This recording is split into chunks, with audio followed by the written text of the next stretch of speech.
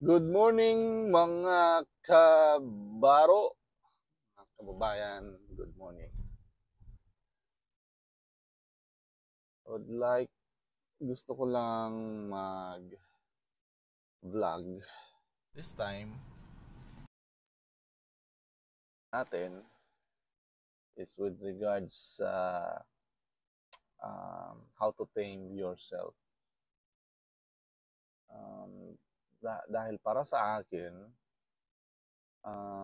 isa sa matinding kalaban mo talaga sa pagtupad ng iyong mga pangarap at ng iyong mga gusto makamit sa buhay ay mismo ang sarili mo. No? Ah, Yan talaga.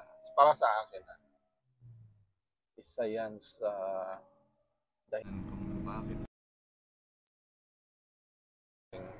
makamit sa buhay ay mismo ang sarili natin ang ating kalaban.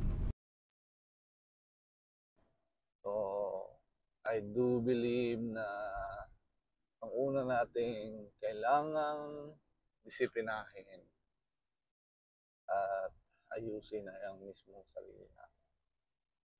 Bago natin madisiplina ang iba, bago natin matulungan ang iba, ay tulungan muna natin ang ating sarili. Yun guys, and